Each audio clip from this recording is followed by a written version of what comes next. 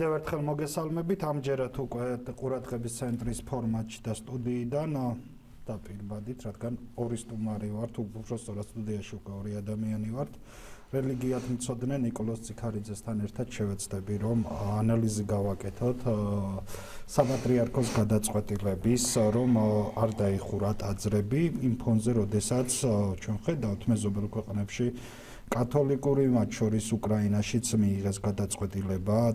ტაძრების დახურვასთან დაკავშირებით, მათ შორის უკრაინის მართლმადიდებლური ეკლესიის მეთაურმა მოუწოდა მრევლს ცოტა ხნის წინ დარჩით სახლში აღდგომას ერთად ვიხაროთ დღესასწაულით, ისე რომ თქვენ სიცოცხლეს საფრთხე არ შეექმნას, თუმცა ამ დრომდე არ გვაქვს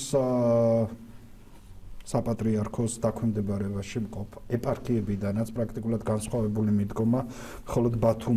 ბათუმის ეპარქიას აქვს, რომ ღვთისმსახურება, სააღდგომო მსახურება გადმოიტანა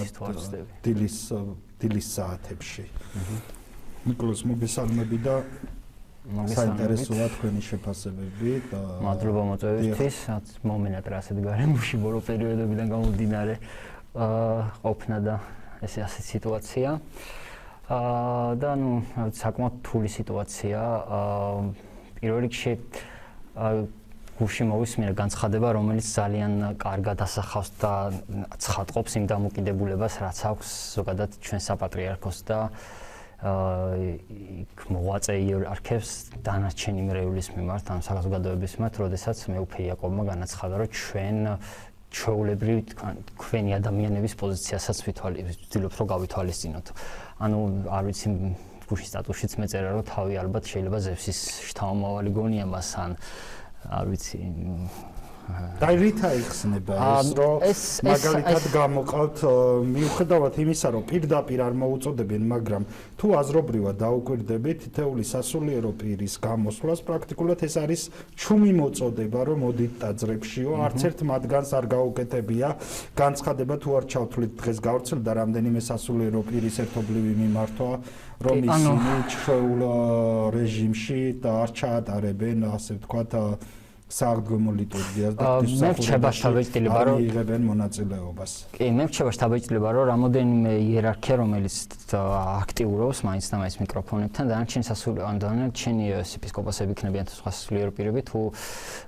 მიკროფონით არ მეო ჟურნალისტთა კითხვას არ დაუსვამს, ისე თითქოს ერიდებიან გარკვეულწილად განცხადების გაკეთებას. მე რასაც უყურებ, ეს შთაბეჭდილება მრჩება. თუმცა როგორ არის, რასაც მეიღებს საპატრიარქო გადაწყვეტილებას, უმრავლესობა ემორჩილება იმას ცდილობს, რომ პრობლემები არ შეიქმნას,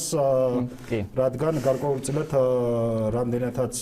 თქვენ უკეთ იცით ეს, რომ გარკვეული სადამსჯელო თუ ჩვენთვის ჩვენ ნახეთ მაგალითად, როდესაც მეტროპოლიტს დიახ. კი, ანუ ეს არის რაღაც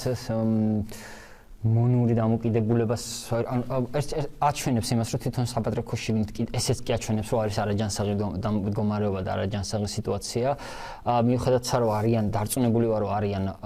გარკვეული სასულიერო პირები, მათ შორის მაღალი იერარქიის წარმომადგენლები, რომლებიც არ ეთანხმებიან ამ გადაწყვეტილებას, დარწმუნებული ვარ თვითონაც დიდი სიამოვნებით ჩაატარებდნენ ცარიერ ტაძარში წირვას,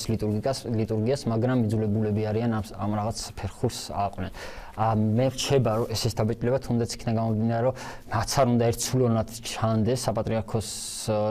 ამ სასულიერო პირების ეს წირვები და ლოცვები და რომ არ ამბობენ უარს ამ ყველაფერზე, მაინც ჩანს, რომ სულ ყველა მათგანში არ არის ერთი და იგივე პოზიცია და ერთი და იგივე დამოკიდებულება. განსაკუთრებით მახსოვს, როდესაც პირველად გაჩნდა ვირუსის ნიშნები საქართველოში, მეუფე გრიგოლი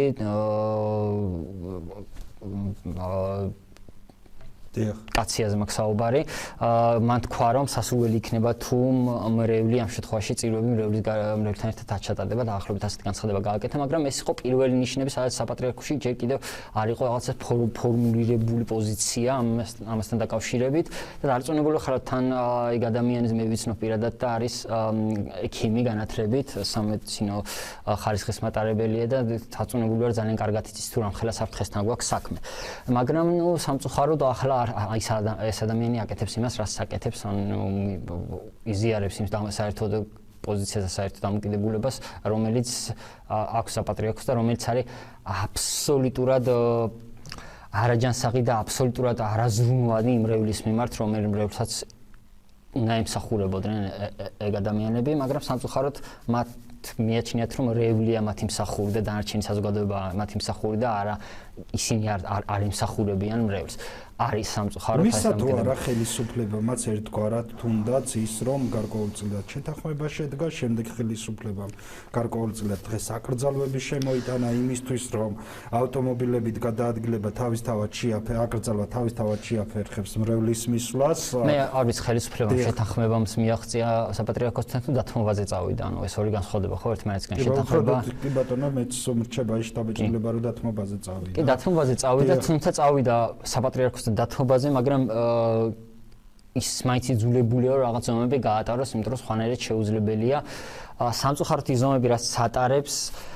გარდა იმის რომ მრევლის უსაფრთხოებაზე არ ზრუნავს საპატრიარქო და გარდა იმის რომ ხელისუფლება ვერაფერს ვერ აკეთებს საპატრიარქოსთან და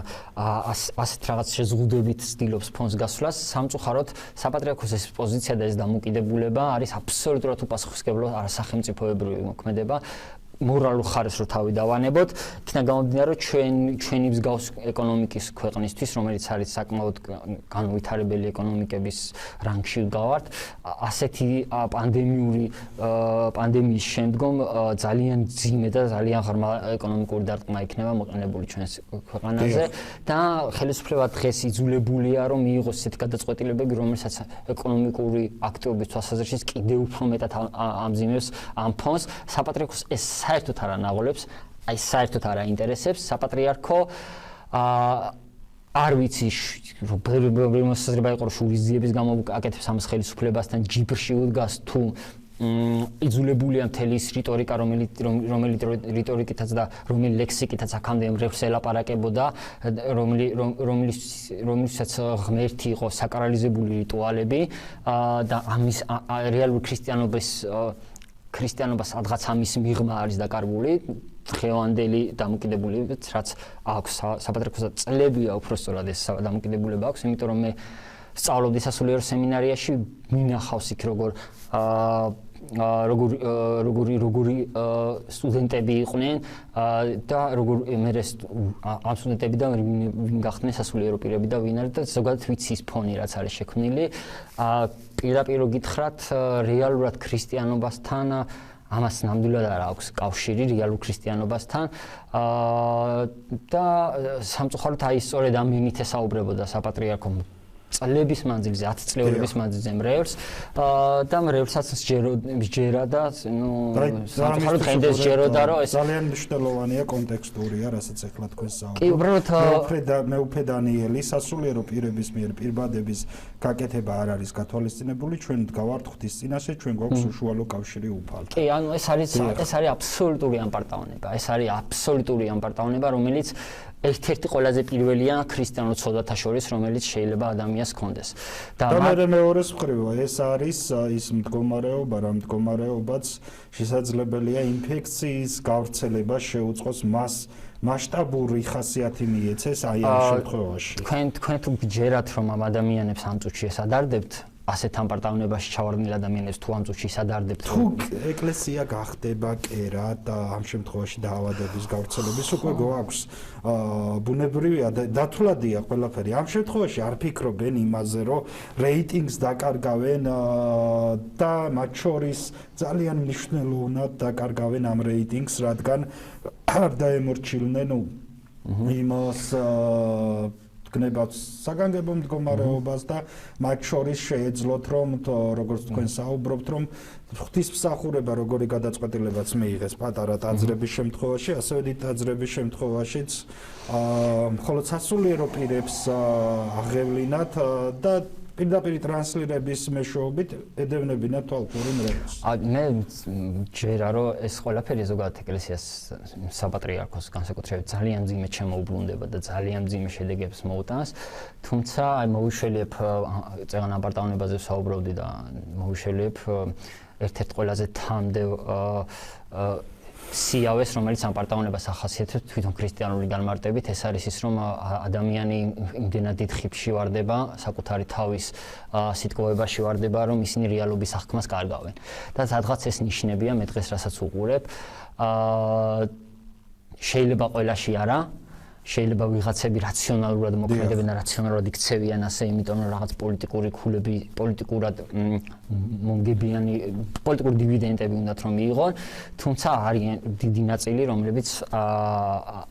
უბრალოდ ასეთ მდგომარეობაში არიან, რომ ეს ადამიანები რაც იმდენად დიდ კბობაში არიან საკუთარი მდგომარეობის და საკუთარი თავით, რომ რეალობის აღქმა უჭირთ. ნუ ახლა სპიკერად რო ყავთ ერთ-ერთ თავარ სპიკერად და სახეთ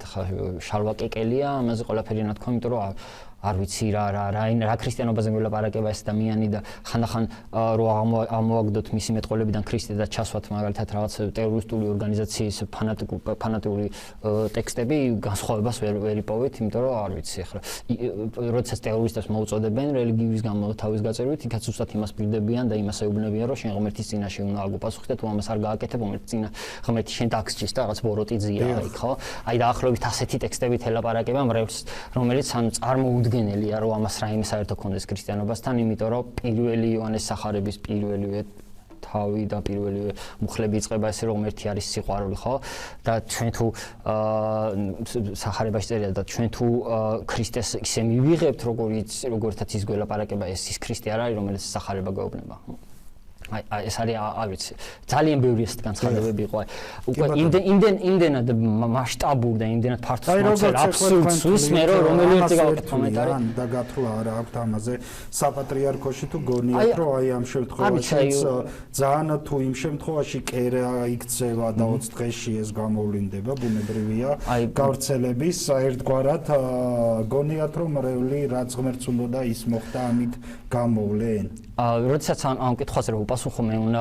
გამოვიდე იმ პოზიციებიდან რომელ პოზიციასაც საპატრიარქო აღიღებს, მაგრამ მე დღეს ვერ ვიგებ ვის პოზიცია ოფიციალური ჯაღმაიძის, კეკელიას თუ რომელიმე განსხვავდება მათი პოზიციები. საქმეც მაგაშია რომ მაგალითად ჯაღმაიძე შეიძლება არ თქვას ის რაც თქვას კეკელია, მაგრამ კეკელია რასაც ამბობს, აბსოლუტურად ეთანხმება თანხმედრაშია იმას რასთან რაც საკეთებს საპატრიარქო, ხო? და შესაბამისად მე არ ვიცი ამ ყველაფერზე რა კომენტარი უნდა გავაკეთო, მე ერთადერთი აი არ ვიცი საპატრიარქოს დღევანდელი პოზიცია არის აბსოლუტურად უგუნური, აბსოლუტურად შავრაზმული, არ ვიცი რა ქვია, ტერორისტული ორგანიზაციის ქმედებას გავს, რომელიც პირდაპირ მოუწოდებს მრევლს, რომ წადით სიცოცხლის რისკზე და წადით და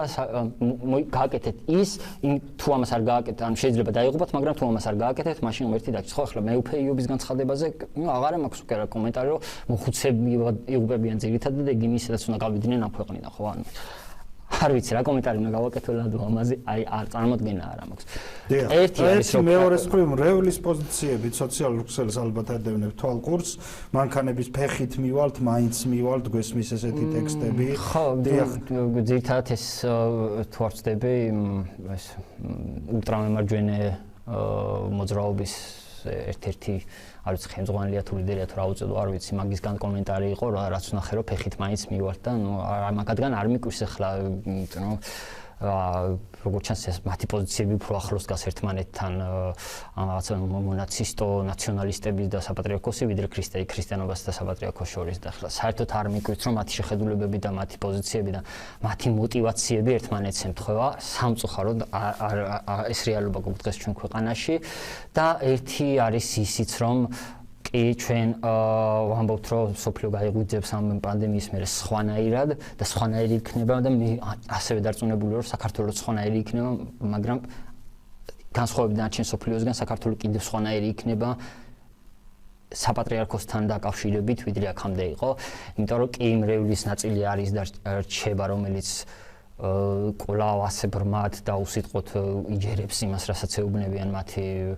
ასე ვთქვათ სათაყვანებელი სასულიერო პირები, მაგრამ არის მრევლის მნიშვნელოვანი ნაწილი რომელიც უკვე ძალიან ბევრ კითხვას ასვამს იმ ყველაფერთან დაკავშირებით რაც დღეს ხდება და რა მოვლენების დღეს ვითარდება.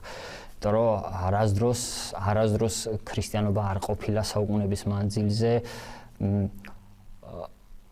ის რელიგია, რომელიც ეუბნებოდა რომ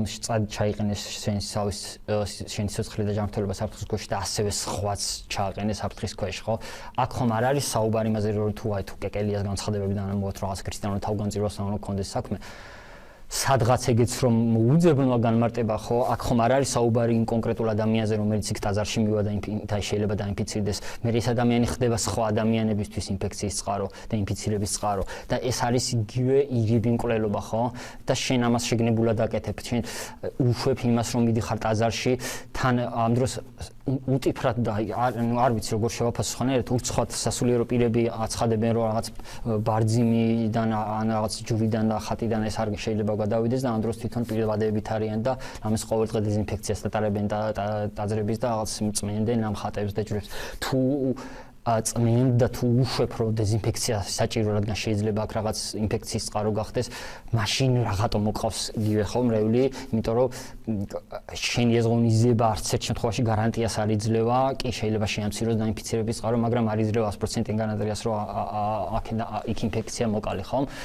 და მიუხედავად ამის მაინც მოუწოდებენ მრევლს რომ მოვიდნენ და ტაძარში დადგნენ აი ეს ამაზე რა ვიცი რა პასუხი უნდა გავცე აბსოლუტურად ალოგიკურობის და აბსურდულობის მთელი კრებულია რასაც დღეს საპატრიარქო აკეთებს და რასაც იერარქები აკეთებენ განცხადებების და რიტორიკაზე და შინაარსზე არ ვიცი კი ბატონო და ბოლოს კიდევ წავიდეთ ფიქრობ თუ არა რომ შეიძლება გადაწყვეტილება და აი ამ ერთი დღეა პრაქტიკულად დარჩენილი და შესაძლებელია მე მგონია რომ ერთადერთ შემთხვევაში შეიძლება შეიცვალოს გადაწყვეტილება თუ უცბად აღმოჩნდა ამ ერთი დღის განმავლობაში რომ სასულიერო პირები ან სასულიერო მაღალი იერარქებთან შემხება ადამიანებს მაქსიურად დაუდგინდათ ეს ვირუსები იმიტომ რომ დარწმუნებული ვარ შეეშინდებათ და მაგ შემთხვევაში შეცვლიან თორე მრევლის ზეზრუნვის გამო მე არ მგონია რომ მათ გადაწყვეტილებას შეცვალონ ერთადერთის გადაწყვეტილებას შეიძლება შეცვალონ მხოლოდ იმ შემთხვევაში თუ მათ ჯანმრთელობა და სიცოცხლეზე დაემუქრება საფრთხე და როდესაც მე უფე იობი ლაპარაკობდა ასაკოვან ადამიანებზე გადახედოს ასაკობრივ სკალას რა არის თუნდაც სინოდის წევრების რომ 80%-ზე მეტი შეიძლება 90%-ამდე ასაკოვანი ადამიანები არიან და ანუ არ ვიცი იმაზე აღარ მაქვს საუბარი რომ ადამიანებს ჯანმრთელობით გარისკვას თხოვენ და წელიწადში სამჯერ საუკეთესო საყოფებში მიყავთ პატრიარქის სამკურნალო თუ სიცხერო აუწევს ხო ანუ დასკვნად თვითონ გამოიტანონ ადამიანებმა მე ჩემი პოზიცია არის ეს რომ ამას ქვია ფარისევლობა ზუსტად ის ფარისევლობა რომელ ფარისევლობასაც ქრისტე ებრძოდა თავის სიცოცხლეში და სწორედ იმ ფარისევლებმა და სრულსწავლელებმა და სადუკეველებმა აცვეს ჯვარზე რომელიც წესებითაც და რომელიც ქმედებებითაც ეს ადამიანები დღეს იქცევიან საუბარი მაქვს სასულიერო მაღალი იერარქებზე და სასულიერო პირებზე აღნიშნეთ ასევე რომ არის რამოდენიმე სასულიერო პირი და არის რამოდენიმე იერარქი რომელიც აფიქსირებს განსხვავებულ პოზიციას ნამდვილად გეთანხმებით რომ არიან ასეთი სასულიერო პირები რამოდენიმეს ვიცნობ კიდევაც ამიტომ როდესაც საუბრობ რომ საპატრიარქოზე იქ არ იფიქროს ვიღაც რომ სულ ყველას გულისხმობ რა თქმა უნდა არიან ადამიანები რომლებიც დღემდე მოუწოდებენ ადამიანებს რომ დარჩნენ სახლში და ამბობენ რომ ის რასაც დღეს საპატრიარქო აკეთებს არ არის ქრისტიანობა მათ შორის თეოლოგთა უმეტესი ნაწილი ვინც ნამდვილად იცის რა არის ქრისტიანობა და ვინც წაუკითხავთ და იციან ისტორია ამ რელიგიის მათ იციან რომ რასაც დღეს საპატრიარქო აკეთებს ერთხმად აბსოლუტურად ყველა ცხადებს რომ ეს არ არის ქრისტიანობა ну მაინც ამათ აქვთ როგორც თქვენ წეგან წაიკითხეთ ღმერთთან პირდაპირ კავშირი და როგორც ჩანს უკეთესად იცნობენ ну რა ვქნათ ახლა დიდი მამები ყოფილან წმინდა მამები ჩვენი რომლებიც სიკვდილის უკანასკნელის წუთამდე უკანა ყველაზე უმცირესები და დაბლები ეგონათ საკუთარი თავი და ამ ადამიანებს აქვს პრეტენზია რომ ისინი ღმერთთან პირდაპირ კავშირში არიან და შუამავლები არიან მივა ხალხი ეკლესიაში როგორ ფიქრობთ თუ ამ შემთხვევაში რა თქმა უნდა თავისთავად გარკვეულწილად გადახედავენ საფრთხეებს და მათი მეჭება რომ იმდენი ადამიანი მივიდეს რამდენიც პანდემიის არარსებულ შემთხვევაში მივიდო და დარწმუნებული რომ ბევრად ცოტა ხალხი მივა თუმცა ეს თუ გავითვალისწინებთ იმ სტრუქტურას და იმ ჯაჭვს როგორც მოქმედებს ეს ვირუსი საკმარისი იქნება იმისთვის რომ ერთიორად შეიძლება გაიზარდოს ადამიანების დავირუსებული ადამიანების რაოდენობა მით უმეტეს რომ ჩვენ არ ვიცით დღეს რეალურად საქართველოში რამდენი ადამიანს აქვს ეს ვირუსი იმიტომ რომ ყველას ვიცნობილი რომ შეიძლება ადამიანი ატარებს ისე რომ აბსოლუტურად სიმპტომები არ აღინიშნებოდეს და ვიღაცა რო კარგად გრძნობს თავს ეს არ ნიშნავს რომ ის საფრთხე მტარებელი არ არის ამ ვირუსის ან წყარო შეიძლება არ გახდეს დავირუსების, ხო? ეს არის ძალიან სახიფათო მდგომარეობა იმ კუთხით, რომ ხშირ შემთხვევაში ხარ 60-70% დაბრმავებული იმ საფრთხის მიმართ, რომელი საფრთხისაც შეიძლება წარმოადგენდეს რომელიმე ადამიანი ამ ვირუსის კუთხით. ამიტომ არ ვიცი, მე რაც ვნახე, თუნდაც სამებაში, თუნდაც აქ სურათებში რაც ვნახე ჩვენ საკათედრო ტაძარში, ის რაოდენობა მოსახლეობის, რა თქმა უნდა, არ იყო, რაც ჩვეულებრივ სიტუაციებშია ხოლმე და ეს აბსოლუტურად ბუნებრივია, იმიტომ რომ ადამიანები რაციონალური არსებები ვართ და უნდა ვიყოთ და რეალურად იაზრებენ საფრთხეს, რომ შეიძლება მათი ჯანმრთელობა და მათი ახლობელი ადამიანების საბერძნეთში მაგალითად მიუხედავად იმისა, რომ მთელი პოლიცია ყველა გადამდგარია სამართალმცავი უწყებები და გააკონტროლებენ მასშტაბურად, რომ ხალხის დამყრილობა არ მოხდეს თუნდაც რელიგიურ რიტუალებზე და ამ შემთხვევაში ეკლესიებში. კი, იმიტომ რომ თუნდაც ხლა უკრაინაში რაც ხდება ხო კიევის სამონასტრო კომპლექსში ძალიან მასიურად დაიწყო უკვე იქ სასულიერო პირების და დაინფიცირება სწორედ იქიდან გამომდინარე რომ თუნდაც ეს სამონასტრო კომპლექსი რუსეთს ექვემდებარებოდა და ისინი არ დაემორჩინენ უკრაინის პატრიარქის გამოწოდებას და მათ არ შეწყვიტეს თავის დროზე ხო ეს ლიტურგიული წესები და შესაბამისად მოხდა ეს რაც მოხდა რომ აფეთქდა იქ ეს ინფექციის წყარო გახდა იქ სასულიერო პირებისთვის და იგივე ხდება ათონის მთაზე მოხდა ხო რამდენიმე სასულიერო პირის დავირუსება ანუ საქართველოში უკვე გვაქვს თორცდები 2-3 შემთხვევა სადაც უკვე ეკლესიის წრეშია მეტია სტიქაროსანია ორი სასულიერო პირი ახლა იგივე მრევლს აღმოაჩნდა ვირუსი ხო ანუ რეალურად ეს სურათი გვაჩვენებს იმას რომ არ არსებობს არანაირი გარანტია და არ არსებობს ღმერთის გამოცდა, როგორც დააცვა ამ ვირუსგან საკუთარი თავის. ღმერთის გამოცდა არის ის სწორედ ერთ-ერთი ყველაზე დიდი მყარი ხელობა, რომელიც შეიძლება მორწმუნე ქრისტიანმა ჩაიდინოს, ხო? და სამწუხაროდ ასეც ცდიან. რეალურად ასეც ცდიან, იმიტომ რომ ამბობენ, რომ აი აქ არაფერი დაგემუქრება, მაგრამ ფაქტია, რომ საქართველოშიც კი უკვე ეკლესიის სივრცეში გვყავს დავირუსებული ადამიანები.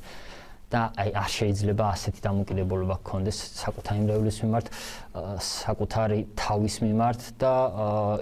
ეკლესიის მიმართ და იმ რწმენის მიმართ, რომელსაც შენ წარმოადგენ. დიახ, თვითონ ხელისუფლება რადო წავიდა ამ დათმობაზე, მათ შორის აი ხელისუფლების პასუხისგებლობის ნაწილი დავასრულოთ დღევანდელი ჩვენი გადაცემა და რას ფიქრობთ თქვენ იმ ფონზე, როდესაც მე რა შტაბ-ეჭდილებაც მრჩებოდა, როდესაც ინფექციონისტებიც დაყავდათ საპატრიარქოში, მცდელობა ჰქონდათ აეხსნათ იმ საშიშროების, რაც საშიშროებაც რეალურად იქნებოდა სწორედ ხალხმრავალი შეკრებების დროს ტაძრებში, თუმცა საბოლოოდ მოხდა ისე, რომ ამ საპატრიარქოდან შეხვედრებიდან გამოსული ინფექციონისტები სხვას ამბობდნენ და რეალურად კვლავ მოუწოდებდნენ არ შეიკრიბოთ თუ გინდათ ეკლესია გადარჩეს არ მიხვიდეთ ეკლესიაში პატა იმნაძის ემოციური მიმართა სწორედ ამ შეხვედრების შემდეგ იყო მათ შორის ამირან გამყრელიძის მიმართვა მაშინ როდესაც ხელისუფლება და საპატრიარქო უკვე შეთანხმდნენ ამის შემდეგ იყო კვლავ მისი მიმართვაც რომ საზოგადოებას თავშეყრის ადგილებზე მისვლისგან თავის შეკავებისკენ მოუწოდებენ რატომ წავიდა ამ დათმობაზე ხელისუფლება თქვენ რას ფიქრობთ? ხო, ნუ საერთოდ ანატომიას რო ცოტა შორიდან მოვყვეთ ხო იმ სურათს რაც გვაქვს ხო ის ყველამ კარგად ისე რომ ძალიან დიდი კრიზისი იყო და ხელისუფლების რეიტინგი საკმაოდ ქვემოთ მიდიოდა და რაღაც სულზე მოუსწრო თუ შეიძლება ამას სულზე მოსწრება უწოდოთ რომ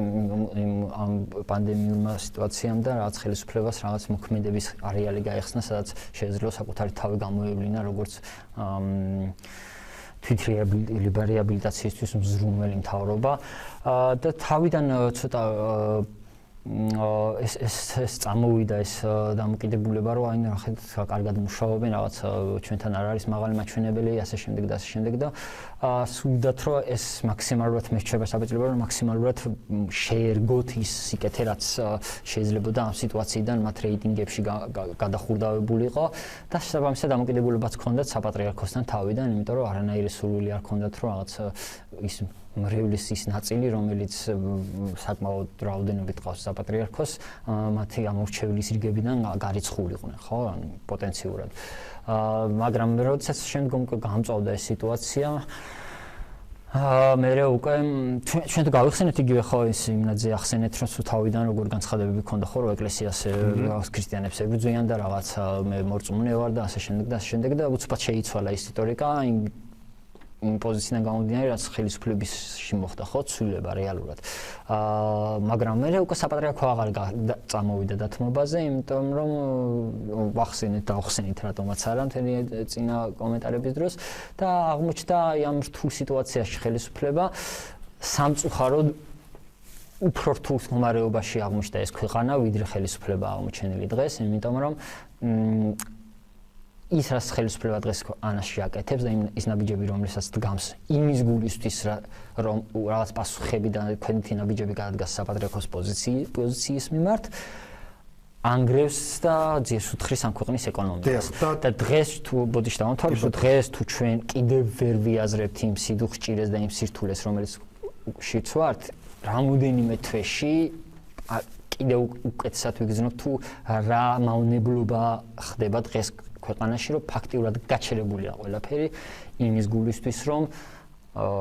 ვიღაცებს უნდათ რომ წირვა როცა ჩაატარონ მიუხედავად პანდემიური საფრთხის. დიახ, რაც შეეხება მრევლის იმ ნაწილს ვინც თulis რომ სარწმუნოებას ართმევენ და ღმერთისკენ მიმავალ გზას უხერგავენ სწორედ ამ საგანგებო მდგომარეობებით. საინტერესო იქნება თქვენი მოსაზრება და თვითონ არაერთი მითია გავრცელებული მათ შორის ამის შემდეგ იქნება ჩიპები, ამის შემდეგ იქნება ხო, ეს 5G ინტერნეტი და უამრავი რაც დღეს სოციალურ ქსელში გამორთეთ ტელეფონები, იმიტომ რომ დღეს აყენებენ ამ 5G ინტერნეტის. ანუ ეს არის აბსურდი, ეს არის ჩვეულებრივი კლასიკური შეთქმულების თეორიები, რომელშიც რა თქმა უნდა დემონიზირებულია დასავლეთი და დასავლეთის დემონიზირება ვისაც აწყობს ყველამ კარგად ვიცით და შესაბამისად ეს ყველაფერი ამის მთელი წყარო არის სწორედ ის გეოპოლიტიკური ინტერესები რომელსაც ახასიათებს და რომელიც აქვს ჩვენს კეთილმოსურნე ქვეყანას ამას გარდა მე ასეთ მრევლს ვეტყვი ვისაც გონია რომ სარწმუნოებას ართმევენ უბრალოდ წაიკითხონ ქრისტიანობის ისტორიის პირველი წლები და იქ დაინახავენ რეალურად როგორ ხდებოდა სარწმუნოების წარსწმევა ან თუნდაც გაიხედონ სულ რაღაც 90 წლის წინ საქართველოში რა ხდებოდა როდესაც რეალურად ქრისტიანობას როგორ ართმევდნენ ადამიანებს ეს იყო ქრისტიანობის წარსწმევა რწმენის უფლების წარსწმევა და არა ქრისტიანობის წარსწმევა ქრისტიანობას ვერ წაგართმევენ იმიტომ რომ ქრისტეს ვერ წაიღებენ შენგან შენ შეიძლება წმენა წაგართვან შენ ხო ან წმენის უფლება წაგართვან აი ეს იყო რეალურად ქრისტიანობასთან ბრძოლა და ქრისტიანებთან ბრძოლა და არა ის რომ პანდემიაა და ქვეყანაში და უბრალოდ 4 კვირა ან ერთი თვე სახში თვენახევარი სახში დაჯექი და სახში ილოცე ან რაღაც ტელევიზორში გაგიშუქებთ ბოლოს და ბოლოს ხო ან ქრისტიანობას თუ ვინმე გართმევს ან ქრისტიანობას თუ ვინმე ებრძვის ტელევიზიით არ გაჩვენებენ წირვას ხო ანუ ეს არის უბრალოდ სპეკულაცია იმისთვის რომ არარსებული საფრთხობელისგან შექმნა რაღაცა ბაყბადები. აი ამას აკეთებენ დაახლოებით არარსებულ მტერს აჩენენ ვიღაც გარკვეული ძალები და კიდევ უფრო რაღაც რადიკალიზაციას ახდენენ პოზიციების ადამიანების მიმართ, პოზიციების დამოკიდებულებების, ფიქრების, შეხედულებების ამის რადიკალიზაციას ახდენენ და ამას აქვს რა თქმა უნდა გარკვეული მიზანი და მიზეზი და პირველ რიგში ამის მიზანი და მიზეზი არის ის რომ ადამიანთა აზროვნება და რაციონალიზმი დააბრმავონ და რეალური გამოწვევების მიმართ რომელიც ამ ქვეყანას აქვს ამ გამოწვევების მიმართ ნაკლებად ადეკვატურები იყვნენ. აი ეს არის ამ ყველაფრის მიზეზი რაც თუნდაც იმ მითების და თუნდაც იმ რაღაც შეთქმულებების რომელიც ვრცელდება მასიურად ქართულ საზოგადოებაში. კი ბატონო, მადლობა ნიკა იმისთვის რომ მადლობა მოწესრიგეთ და რელიგიად უცოდნე ნიკოლას.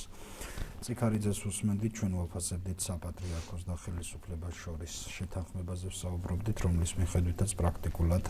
პანდემიის ფონზე მსოფლიოში უკვე ეს პანდემიათ არის შეფასებული COVID-19 ვირუსი, რომ რელიგიური ღვთისმსახურება მრევლის თანდასწრებით არ შეჩერდა, მრევლიც დაესწრება უშუალოდ, ეს გადაწყვეტილება არის საპატრიარქოსი, რომელსაც თითქმის ყველა და მცირე კორექტირების გარდა ერთი ეპარქიისა ყველა ეპარქია ემორჩილება. სწორედ საპატრიარქოს გადაწყვეტილებას ვნახოთ. კიდევ უფრო იმედი არ გვექნება რთული კვირები და ამ უპასუხისმგებლობას არ მოვიმკით, რადგან ადამიანების სიცოცხლეს და ჯანმრთელობას